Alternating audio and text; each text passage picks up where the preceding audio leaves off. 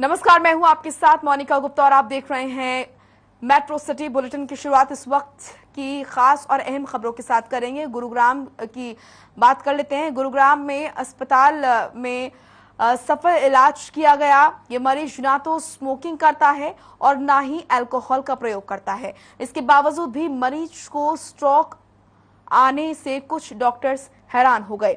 वहीं हमारे संवाददाता प्रवीण शर्मा ने पारस अस्पताल की सीनियर कंसल्टेंट महिमा त्यागी से खास बातचीत की और क्या कुछ उन्होंने कहा, आइए आपको सुनाते हैं।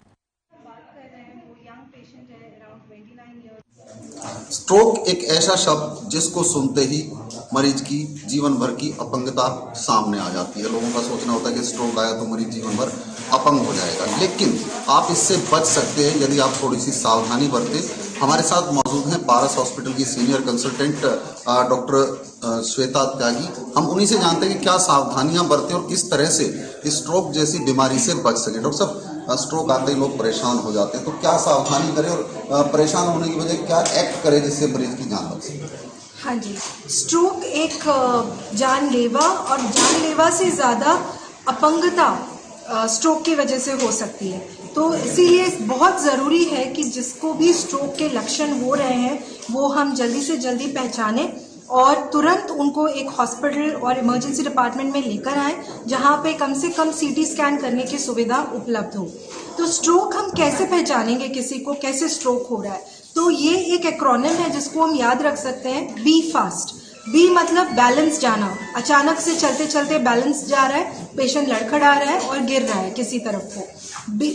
ई का मतलब है आईज, दैट मीन्स विजन में प्रॉब्लम होना, दिखने में प्रॉब्लम होना पेशेंट को।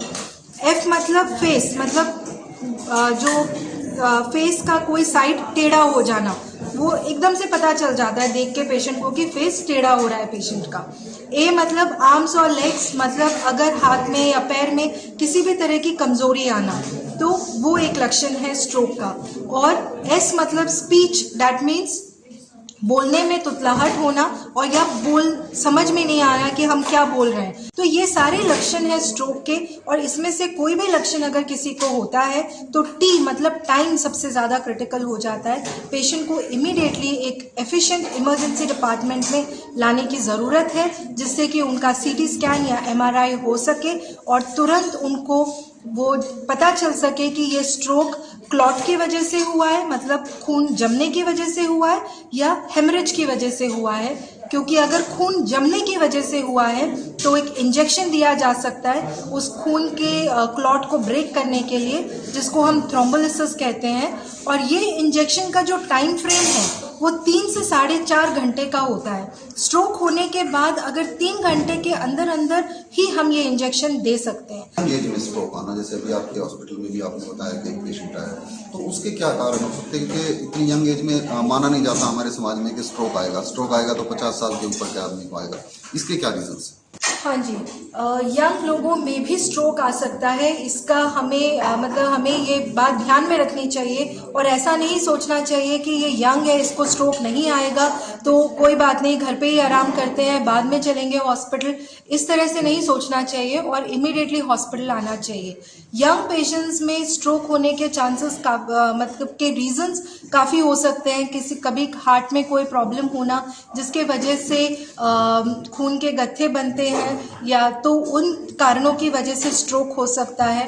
खाने पीने में कुछ गड़बड़ होने की वजह से, जबकि हम अनहेल्दी फूड खाते हैं, या फिर कोलेस्ट्रॉल लेवल्स बढ़े हुए होते हैं, जेनेटिकली हम लोग काफ़ी प्रीडिस्पोज्ड हैं स्ट्रोक होने के। ये सब रीजंस होते हैं किसी भी यंग पेशेंट में स्ट्रोक होने के। तो ये थे हमारे साथ डॉक्टर श्वेता त्यागी, जिन्होंने साफ तौर पर बताया कि यदि स्ट्रोक आता है तो आप डरे नहीं, घबराएं नहीं, बल्कि जो गोल्डन पीरियड जैसा कि 3 से 3.5 घंटे डॉक्टर साहब ने बताया है उसका इस्तेमाल करें और नजदीकी वेल इक्विप्ड हॉस्पिटल में जाकर अपना इलाज कराएं, ताकि आपके मरीज को अपंगता ना आए और उसकी जान भी बच सके। कैमरामैन प्रवीण कुमार के साथ प्रवीण शर्मा, हर खबर। मैम, किस तरह का पेशेंट पारस हॉस्पिटल में आया था पहले? ये जिस पेशेंट की हम बात कर रहे हैं वो यंग पेशेंट है, अराउंड 29 ईयर ओल्ड मेल, जो स्ट्रोक के सिम्टम्स से आया था। उसको सिम्टम्स 1 घंटे पहले ही हुए थे।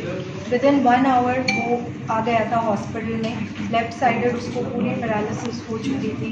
जब हमने एग्जामिन किया, स्ट्रोक की शंका हुई, इमीडिएटली स्टेबलाइज करके इमरजेंसी डिपार्टमेंट में और उसको तुरंत इमेजिंग के लिए शिफ्ट किया गया। इमेजिंग में जो हमारी शंका थी कि स्ट्रोक हो सकता है पेशेंट को, तो उसको वो क्लॉट निकला और क्लॉट निकलते ही हमने पेशेंट के जो रिलेटिव्स हैं उनके साथ पूरी जानकारी ली और उनको बताया कि आगे हमें क्या ट्रीटमेंट करना है। तो वो स्ट्रोक का जो वो क्लॉट है उसको ब्रेक करने की जो दवाई है वो तुरंत स्टार्ट करने सबसे ज़रूरी होती है, जिसको हम थ्रोम्बोलिसिस बोलते हैं। वो जो विदिन 3 से 4.5 घंटे के बीच में जब सिम्टम्स डेवलप होते हैं उसके बीच में जल्दी से जल्दी देना चाहिए, जिसको हम विंडो पीरियड बोलते हैं, 3 से 4.5 घंटा।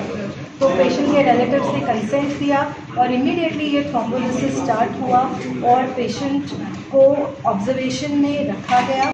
और जैसे हम ऑब्जर्व कर रहे थे और मॉनिटर कर रहे थे पेशेंट को, तो हमें समझ में आया कि वो इंजेक्शन देने के वजह से पेशेंट की रिकवरी काफ़ी अच्छी हुई। और आफ्टर ऑब्जर्वेशन एंड मॉनिटरिंग उसको 3-4 दिन के बाद तो पेशेंट अच्छा खासा चलते हुए घर डिस्चार्ज हुआ। तो ये एक बहुत ही मतलब सक्सेस स्टोरी बोलेंगे हम इसको, कि स्ट्रोक जल्दी से जल्दी आइडेंटिफाई करना, एक सीटी केपेबल, एटलीस्ट सीटी होना चाहिए वहाँ पर। ऐसे एक इमरजेंसी डिपार्टमेंट या हॉस्पिटल में पहुँचे, इमीडिएटली इमेजिंग हो और इमीडिएटली थ्रोम्बोलिसिस वाला ट्रीटमेंट पेशेंट को मिलता है। चंडीगढ़ में चल रही जीएसटी